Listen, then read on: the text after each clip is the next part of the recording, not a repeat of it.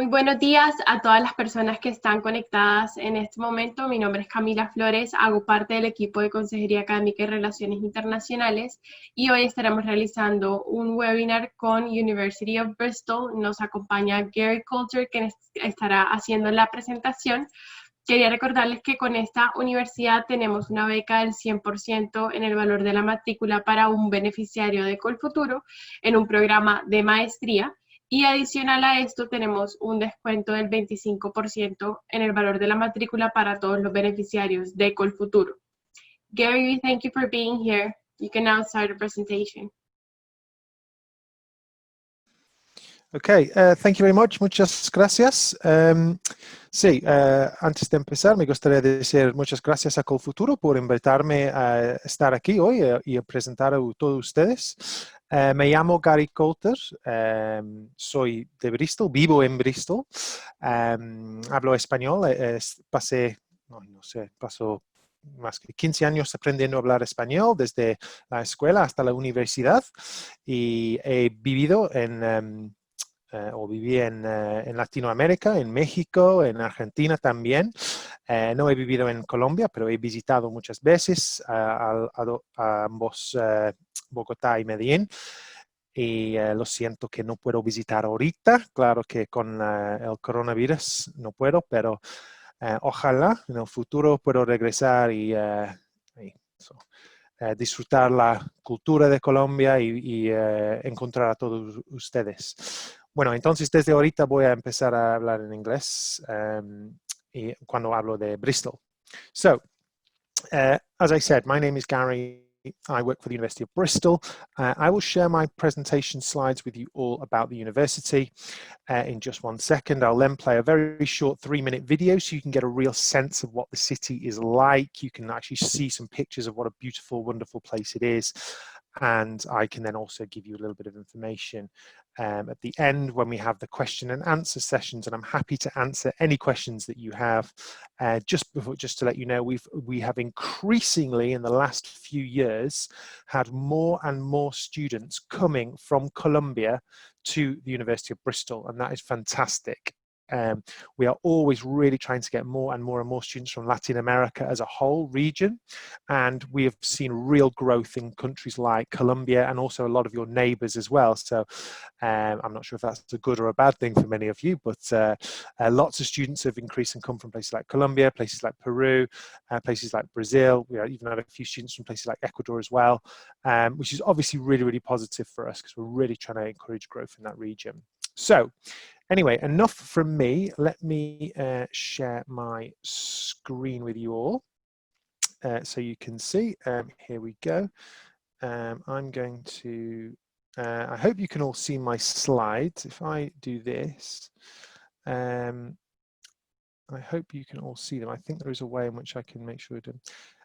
Can somebody confirm that they can see my slides? Camila, Joanna, can you see my slides okay? Is people Yes. okay? Perfect. Okay, and is it full screen, yeah? Yes, it is. Yes, it is. Okay, wonderful. Thank you. So, introducing the University of Bristol. This is my name, and these are my contact details. So, if anybody who's watching who would like to email me and contact me directly, please do. This is my email address here if you'd like any information. So we are an old traditional sort of quite a famous university in the UK. We are the University of Bristol, established in 1876, and we are academically a very, very strong institution. So we are seen as one of the Russell Group of universities, which are like the leading research and study universities in the UK. We've had 13 different Nobel Prizes associated with the university. Many of those are in sort of social sciences and sciences and engineering, or areas in which we're very famous. We are a sort of a medium-sized university. So there are some much bigger universities in the UK, but we have about 20,000 undergraduate students and around 7,000 postgraduate students at the university. So a medium size. As I was talking about ranking reputation, we are currently ranked the 9th best university in the UK, and we are number 58 in the world. So in the whole world, we are ranked the 58th best university, which is very good. Very importantly for students who are interested in masters and PhDs, we're ranked very highly for things like research and teaching quality, which is obviously vital for students doing kind of research-based study at both masters and PhD level. And really importantly, we are the 4th most targeted university in the UK by the UK's top employers. So what that means is many of the biggest employment companies in the UK, of which many of these, or the vast majority, are multinational with offices all over the world, are looking for our students because they know that we have high entry requirements, we accept the very best students, and of course the students who graduate and are successful at Bristol tend to be outstanding applicants. So the university and the education is really good and the quality is very high. But really importantly is that Bristol is a fantastic, friendly, lovely, supportive place to work, live and study. Now, I am from the north of England and I moved to Bristol about 10 years ago. Absolutely love it. Bought a house there, I live there, and it's one of the best places I have ever lived. It's won many awards over the last few years. So in the last 4 years, it's been voted the best city, in the last 5 years, it's been voted the best city to live in the UK 4 times. And that is both in lots of different polls. That is in the national press, that is in polls and surveys that have been done of students and a variety of different sources. And it's just a really lovely, friendly place to live. So it was the green capital of Europe back in 2015, and students love it. And I will show you some pictures in a short video at the end, which should tell you and show you why, really. So, excuse me. What subjects do we offer? Well, we have several faculties. We have officially we have 6 faculties, and we offer arts, social sciences, engineering, science, health sciences, and life sciences, excuse me. And these are some of the sort of the kind of courses that we offer. A lot of our Colombian students, particularly, tend to come and study social sciences and law programs with us, but of course they can apply for anything that they want. But things like international relations, politics, policy, social policy, development, these areas seem to be very popular. But of course we have a huge range of courses available, very famous for both science and engineering. We have health sciences, life sciences, and then arts and humanities and the social sciences too. So people often ask for information about applying for masters and PhD programs and what is the best thing that you can do. How do I apply? How can I make sure that I'm successful at a university like Bristol? And the 2 processes are slightly different. So if you want to apply for a master's program, that is really quite a simple process to follow. We are generally looking for students who have a certain GPA from an undergraduate degree at a university. And as long as you meet that GPA and those academic requirements, then that will be enough for you to meet the academic level to get in. And if you go onto the university's website, for example, and you type in MSc, so Master of Science in International Relations and Politics, or International Development or International Security, it will tell you what you need, what grade that you need to qualify for the university. If you're still unsure, you can always email me, anyone in my team, and we're happy to help. And then you'll need English language. And again, if you go to the university's website, it will tell you what IELTS score or TOEFL score or Duolingo test score that you need to be admitted as well. And then finally, we have a Latin American representative. Now, his name is David Thomas. He actually lives, and he's English, and he lives and works in Mexico. And he is a representative of the University of Bristol. And what he does is for free. There is no charge at all. His services are completely free. You can contact him, and he helps and supports our students with applications, with visas, and with just everything that they need to do in order to make a successful application and then arrive at the University of Bristol.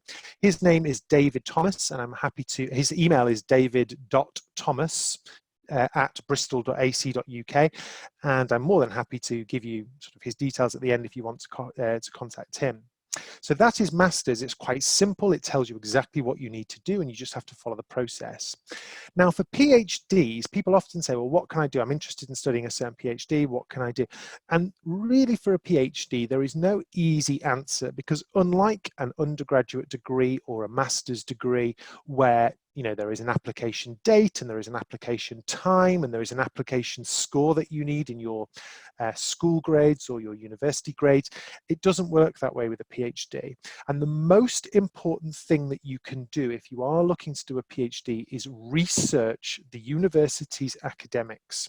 So if, for example, you wanted to write a PhD on the peace process in Colombia between the FARC rebels and the government, and there was a specific angle of that you wanted to discuss, or perhaps you wanted to do a specific PhD related to social policy and government policies towards potentially, FARC rebels that are now attempting to reintegrate back into society and how that works, those are obviously very specific areas that you're looking at. And what you would need to do is go onto the department's website, so the Department of International Relations and Politics and Development, and look at the different academics. And several of our academics will have specialisms in different regions around the world. And then what you would want to do is contact those people and say, hi, I'm interested in a PhD in this specific area, and then speak to those people about potential opportunities for those PhDs and potential funding as well, because they'll also be able to give you advice on if there is any funding you can apply for.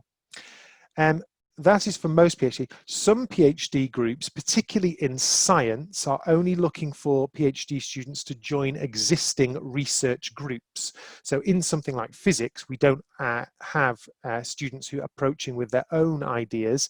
The university is already working on so many sort of like world-leading research topics, and PhD students are able to join those research groups. And in that case, you would just need to email the research group and say that you're interested in joining. But that is the two ways. Now, that is not necessarily an easy process. It can be quite time consuming. It can take a little while. You have to put in quite a bit of effort, because you have to do your research on the website, find the right people, make sure you email them. And once you've done that, then that's how it works. But again, myself or my colleague David Thomas especially, who's our Latin American representative, and just to reiterate, provides all of his services for free. We are both able to help and support students to do this. So for anyone who's interested in how things are going at the moment and how obviously the university is reacting to the coronavirus crisis, which is of course the big topic that is on everybody's lips at the moment. The university, we are changing all the time, and to make sure that we have a safe and supportive environment, our admissions requirements and both our living and working and studying environment is changing. And bristol.ac.uk/coronavirus, we have constant up-to-date information which is changing on an almost daily basis as we try and support our students. To give you some examples of that, this is what we're doing regarding teaching and learning. So from the 5th of October, there's a start date. We will not start face-to-face teaching until the 19th. There's a flexible approach where we will have some students, both masters and undergraduate, who will attend online lectures, but they will have face-to-face seminars and tutorials. We're going to create learning bubbles to make sure that students are especially cared and qualified for. There's going to obviously be zones all around the university where you can and cannot walk, and where you make sure that you are socially distanced. And basically the university is investing a significant amount of money to make sure that our students are safe, cared for and well looked after. It's really, really important for us. And we are expecting this September, for the majority, we would say, at least 3/4 of the students who are going to come this September are going to arrive on time. We expect there'll be a significant portion that will obviously be late, but we think about 3/4. And of course that we hope that for students who would be arriving in September 2021, we would hope that this will all be over and that this whole pandemic will be finished. Obviously we cannot predict the future at the moment, but that's what we are significantly hoping will happen, and things will be as back to normal as they possibly can. So huge amounts of support for students. So unlike what I often hear from many students when I travel abroad, is that at their home institutions or their home universities, they don't often get a huge amount of support, and they can sometimes feel a little bit isolated or on their own. Very different in the UK, and particularly at Bristol. You get a personal tutor when you arrive at the university, somebody who will check in with you to make sure you're okay. Our academic staff will be there to help and support you. So if you are studying a topic or you're researching something and you need some extra guidance or help, you can talk to them and they will help and guide you and give you some advice. Obviously, they will not do the work for you, but they'll give you as much advice and support as possible. Academics in the UK have office hours. So certain hours every day when you can put your name down and go and talk to them if you want to discuss anything academic. We have support in the accommodation to help you with your accommodation. And we have a huge range of both of sort of extracurricular, disability, BAME support as well. So as well as things like career support, accommodation support, job shops, everything, all provided to make sure our students come, can have a fantastic time studying and then can leave. And then, of course, the really good news is that the UK government has recently changed the law. So students will now be able to access the post-study work visa in the UK, meaning that students who graduate in the summer of 2021 and in the future will be able to stay, live and work in the UK for 2 years as long as they have successfully completed their degree, which is obviously great for your resume. Again, health and well-being, very, very important at the moment in that we're really looking after our students, cleaning, disinfecting the building. And of course, the other big benefit of coming to the UK to be a student is that in the UK, we have free healthcare. So students will have to pay one small fee when they apply for their visa, and that fee will cover all of their full NHS services and they're fully health insured when they're in the UK. Meaning that if you're at the university and I don't know, you're playing soccer with your friends and, you know, you fall over, and hopefully this doesn't happen, but, you know, you fall over and you break your arm or something, you go to hospital, you're treated, it's all free. Everything is completely covered, and the health service is absolutely outstanding in the UK. I know my brother is a doctor, works and lives in London. Really, really fantastic health service, fantastic support for all of the students. And then we also have the Global Lounge. Now, the Global Lounge is something that's really new. It's really, really good. It's a cultural hub and it's particularly for all of our students. So for English students, European students, international students, and all of the different clubs, societies, sports teams and groups can meet there, share experiences. It's a really easy and good way for students to make friends.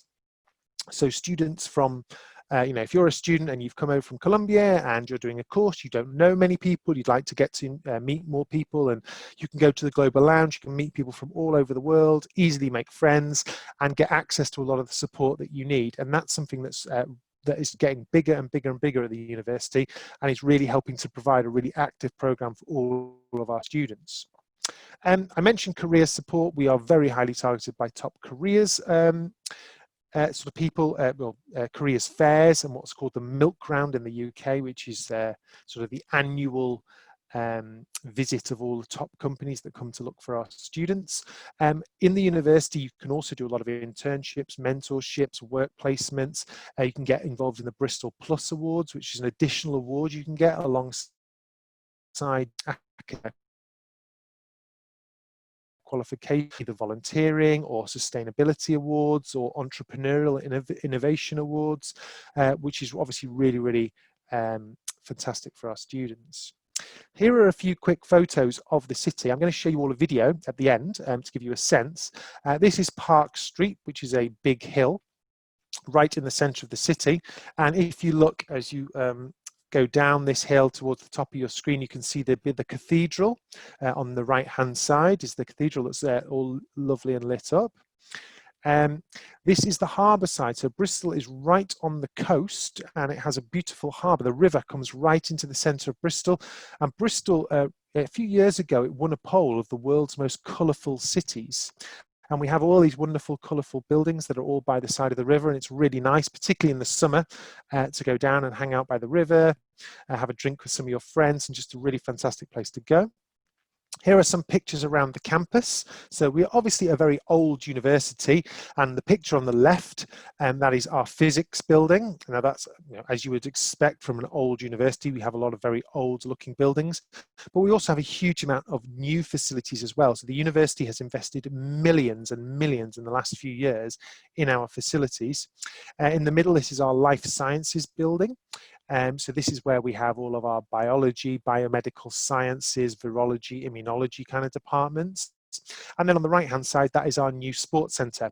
So the university put about £5 million in and built a brand new sports centre with all state-of-the-art facilities. So if you like sort of to keep active and keep fit, all those are there for you. This is one of the most famous pictures of Bristol. This is the Clifton Suspension Bridge, which is often like when people see this picture, they think of Bristol. It's a very famous bridge that was built by the world's most famous, or the UK's most famous engineer in its history, who was a gentleman called Isambard Kingdom Brunel. And in the back, you've got all these balloons. So every year, Bristol is the host of the International Hot Air Balloon Fiesta. And the whole sky fills up with balloons across the city, and people, they go out in their gardens and they sit there, and all the sky is full of balloons, and it's a huge party that takes place every year. It lasts about 4 or 5 days. Unfortunately, it happens in August every year. Unfortunately, this year it's had to be cancelled because of coronavirus, which is very sad. But it's really synonymous with Bristol. And if you look at a lot of our marketing and literature, you will see that a lot of that has balloons on it, and that is the reason why. So this is the campus. The big tall building just near the middle of your screen, that is the university's Department of Law, and it also houses some of our social sciences courses as well. So things like international relations, politics, and that is called the Wills Memorial Building, and is one of our most famous buildings. And all of the buildings behind this, towards the top of your screen, virtually all of those around that big green park in the middle, these are all University of Bristol buildings. So even though we are a big campus, it's very easy for students to walk around and get around the university. It's really, really easy. You don't need a car. You don't need to spend any kind of real money on public transport. All of our students in Bristol either use a bicycle or they walk. It's really, really easy. Here's a few more pictures. This is Woodland Road, which is arts and some more of our social sciences. These are some beautiful gardens in the middle of the campus. This is where we have our brand new swimming pool and our student union, which has got a bar and a restaurant for the students. And these is how you can contact us on social media. So just before I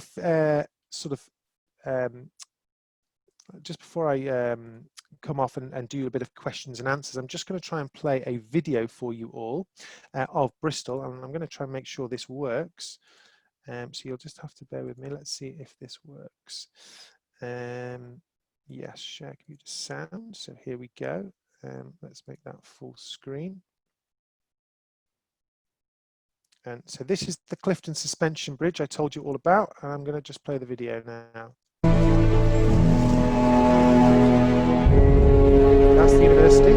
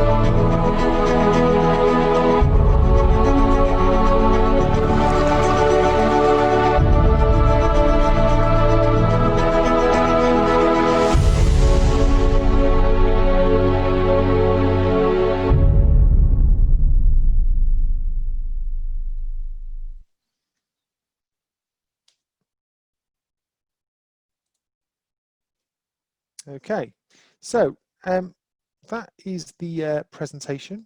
That is the the 3-minute video of Bristol. I hope you enjoyed it. I see that we have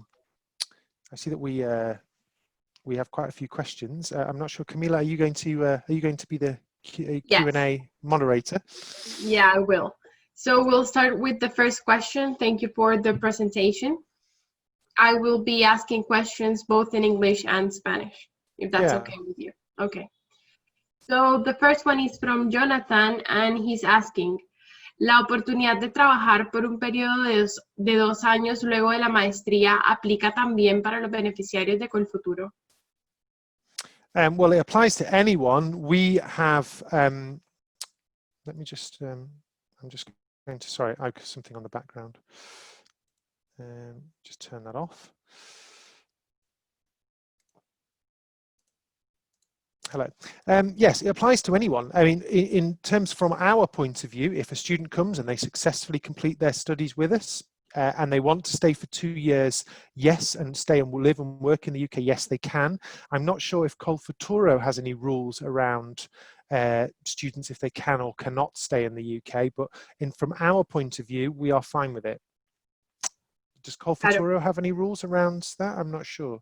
Sí, para esa información quiero invitarlos a que asistan a la charla del programa Crédito Beca para que puedan entender cuáles son todos estos requisitos y condiciones para poder, sí, entenderlos con claridad y tomar la mejor decisión a partir de eso.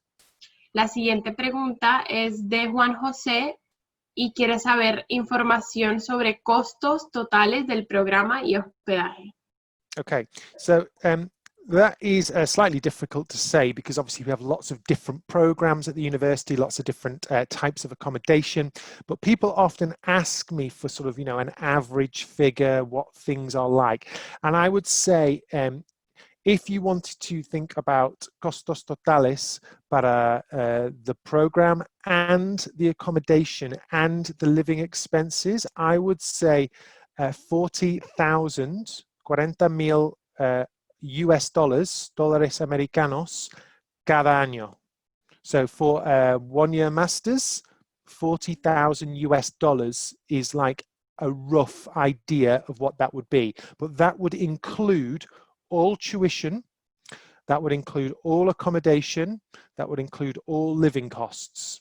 And that would be sort of an average figure, 40,000 US dollars. Now, obviously, there are slightly different costs because if you were to apply and with Colfuturo, we offer students who come through Colfuturo a discount, a 25% discount on tuition. And we even have some every year we have one scholarship of 100%, and we're hoping that will be confirmed again next year. So that will obviously make that slightly different, but an average figure I would say for students is 40,000 US dollars per year. Thank you. The next question was from Camila, and she was asking if the university offers significant scholarships for Colombian master's students. Okay, so the university, obviously, if a student comes and they have Colfuturo funding, or they have, you know, funding through another form, a national form, whatever that may be, then they can only use that funding. But if a student doesn't have any sort of national funding or any funding for a foundation, we do have some scholarships of our own at the university, and those scholarships are called Think Big.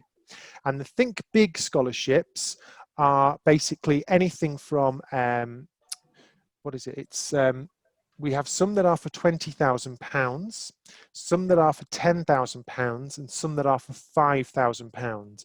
You can apply for those by answering 3 simple questions online. And if you want to find out more about those scholarships, you just go onto the University of Bristol website and type in Think Big, and that's it. And they're open, those scholarships are open for any student, for any program, anywhere in the world. Great, thank you. Laura is asking, do you know something about the Master in Science, Global Environment and Challenges? I'm looking for a university that's one of its strengths. Okay, so if you are looking for a university that is sort of very green focused, that's interested in sustainability, environmental challenges, environmental development, these kind of areas, the University of Bristol is one of the best places you can go in the world. The reason for that is because we have one of the leading research centres in the world on climate change, and that is called the Cabot Institute. So you're more than welcome to Google it or go to the University of Bristol's website and type in Cabot Institute, C-A-B-O-T, Cabot, Cabot Institute. That is one of the world's leading research centres in climate change. We offer a variety of master's and PhD opportunities in things like climate change, global environmental development and global environmental challenges, as well as things like wildlife conservation and a huge range of sort of things that are related to this. The city of Bristol was voted the green capital of Europe in 2015. It is one of the leading cities in the world in terms of sort of greenness. I'm sure you've all heard of that young girl from is it Norway or Denmark, Greta Thunberg? Well, when she came to the UK, she came to Bristol, because Bristol is one of the leading green cities in the world. So when she came to the UK, she was obviously in London, but then she came to Bristol and she did a big protest in Bristol, a climate change protest. So we are one of the green sort of centres and leading research centres at the university for green studies. So if you are interested in that area, please come to us, because we have some fantastic programs. Perfect, thank you.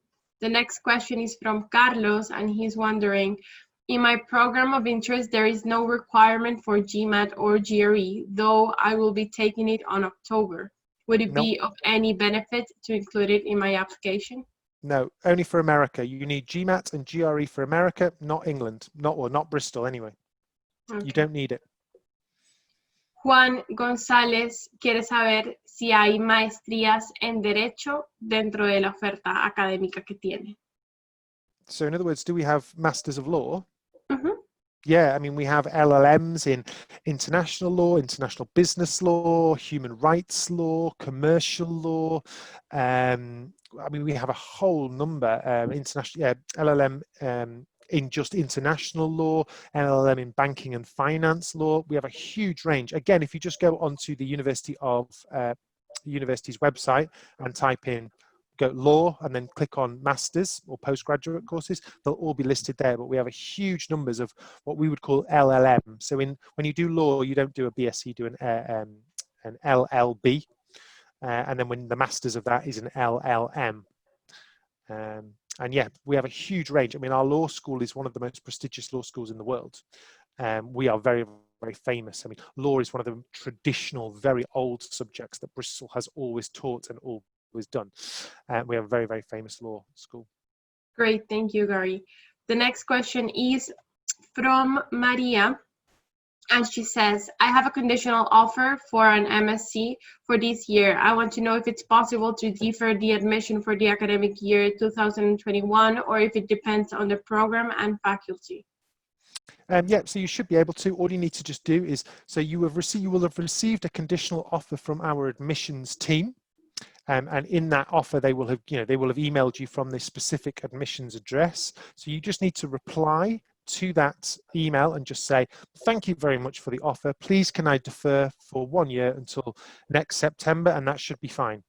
They will let you know exactly if you can or cannot defer, but it should be fine. We understand at the moment there's a lot of students who are deferring, and we understand. Great, thank you. Anna is asking, during the admission process, are there any special consideration or scholarships for minorities? Example, race, gender, disability, or sexual orientation?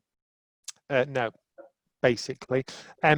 If you want to apply for Think Big and you want to mention any of those things, we're happy to take them into consideration. But we don't have specific scholarships for specific things. We try and keep it as fair and as even as possible for everybody. So we don't even have academic conditions for our Think Big scholarships. It is literally 3 questions, and you have to answer those questions. I mean, those 3 questions are a little bit long, but effectively what those questions are is, number 1, why do you deserve a scholarship? Number 2, how have you made a difference in your community? And number 3, how will you be a good ambassador for the University of Bristol? That is what the questions are asking. So in the question of the first question, why do you feel you deserve a scholarship? You may have had in your life certain obviously challenges that you may have had to overcome. That would be an area to talk about. How have you made it, question number 2, how have you made a difference in your community? You may have done a huge amount of activism or work supporting communities or disadvantaged communities or helping communities. That is there definitely an opportunity to talk about the differences that you have made either in your community or your country or whatever. And then finally, how will you be a good ambassador for your university? That really covers what it is you want to do and where you want to go and how you would use this opportunity. So everybody is equally considered. And we feel that's the fairest way of doing it, because if we were to pick specific things, there would always be some groups or some people that would not have access, and that we feel that would be a little bit unfair. I know that in the United States, it is very popular to do what they call campus balancing, where they try and accept a certain percentage of this type of student and this type of student and this type of student and this type of student. In the UK, we don't really do that. Everybody is considered equally. And if that means that next year, 99% of our students are all from Columbia, then 99% of our students are all from Columbia, but everybody is considered equally. And as I mentioned at the beginning of the presentation, we are getting more and more and more Columbian students, particularly masters and PhD students, coming to the university every year. So it seems to be working, and it seems to be very, very popular. Thank you, Gary. The next question is from Luisa, and she's wondering. Oh, yes, I can see that. Oh, sorry, I can see that question. Yes, that's fine. In terms of references, it's fine to have one academic reference and one professional reference. That's no problem. That is absolutely fine. That's a very common question. Sometimes it's a bit difficult for students to get 2 academic references, but yeah, one academic and one professional is fine. Great. And for the last question is from Alba Martinez, and she wants to know if you can work while you're doing a master's degree. Yes, you can. So under the conditions of your visa, you are legally allowed to work for 20 hours a week during the university official term time. And then during the holiday periods, which are quite long in the UK, you are allowed to work for 40 hours a week. So legally, you are yes. Also, the university has a specific centre that helps students to find part-time work.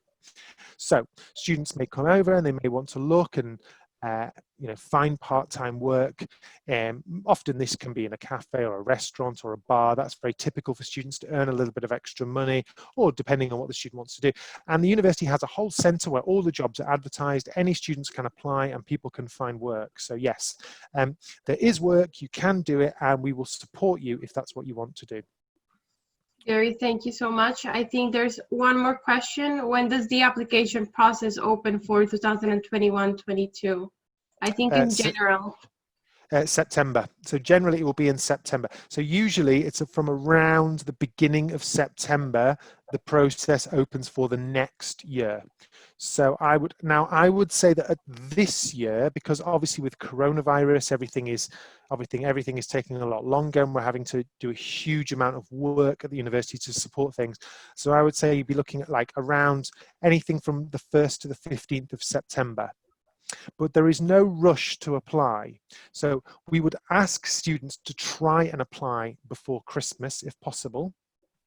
But if you apply on the 1st of September or you apply on the 30th of September, it makes no difference to your application. There is no benefit to applying earlier or later. However, one thing I would say, and this happens, I have been living and working in Latin America for, I don't know, 15 years. And the same thing happens every single year with my Latin American students. And I always say, listen to me, please, escúchame. Okay, so don't wait to apply. You can apply. So once our applications open in September, let's say you want to apply for law, you can apply for law immediately. And you can apply for law without any transcripts, without any references, without any IELTS. You do not need to have all the information ready to apply. It is often students like to do it if they want, that's fine. But sometimes you might have a student who is just waiting for an IELTS test or maybe waiting for one reference or something, and they delay their application. Please don't do that. There's no need to do that. Email us, apply as soon as you can, and that is not seen as a bad thing in the UK. It's seen as a good thing because you apply, okay, then we know you exist, we can help you, we can support you, we can say thank you for your application, we just need one reference, this is what you need to do, this is where you need to send it, and we can start sending you all the information about applying for accommodation, about visas, about everything you will need in advance. But obviously, if students don't apply early, we don't know that you exist. So we can't send you useful and helpful information. So please don't be afraid to apply early. That, you know, even if you're still waiting for your final IELTS or you're still waiting for your final, you know, reference, or just apply. That's the key thing. And you cannot apply, I should have said this before, you cannot apply for the Think Big scholarship until you have applied to the university. So you must apply to the university first before you can apply to this Think Big scholarship. Otherwise, we would, of course, have 2 million applications for the scholarship every year from people who are just randomly applying. So students, you know, they have to show some interest in the university first. They have to do an application, and then we will consider their Think Big application as well for the beca. Gary, thank you so much for all the information, for doing the presentation, and for answering the questions. I was wondering if you could show one more time the slide where they can have your email address. Yes, sure. So any further questions, they can contact you. Yeah. I also said I would put in the chat, so the email address of our Latin American representative. Now, I just want to reiterate, this man, David Thomas, he works for free. There is no charge. Absolutely nothing. He would charge you no money at all. It is totally free. He works for the University of Bristol. His email address is at bristol.ac.uk. His name is David Thomas. I've put his email in the chat. Oh, I've sent that privately. I'm sorry. That's fine. Hang on, let me do that again. What an idiot. What a silly. Hang on. There we go. So there he is, David Thomas. So as I said, he works for free. And he helps students from all over Latin America. And the slide, let me find the slide. Here we go. Let me share my slides. Share screen. Boom, here we go. So this is me, gary.coulter@bristol.ac.uk. I have a very good Irish, actually my name is Irish Scottish because my dad is from Ireland, but originally Coulter is a Scottish name. So there you go, a little bit of interesting facts about me there.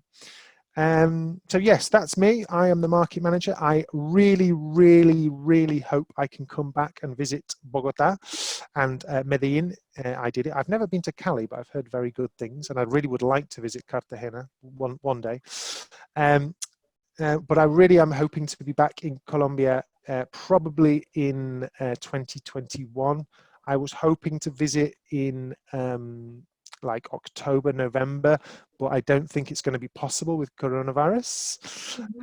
So you'll have to save all your delicious food and your yerba buenas and all your stuff for me. But I'll be there soon to try have all your lovely food and go to Andres DC and have a great time in Colombia. So yes, so I'm sorry I can't travel and see you all in the fall, as Americans would say. But I will see you, I hope, many of you in the spring of 2021. Sure, you're more than welcome here, and we'll sure be meeting and doing more presentations regarding Bristol too. Ojalá. Yeah.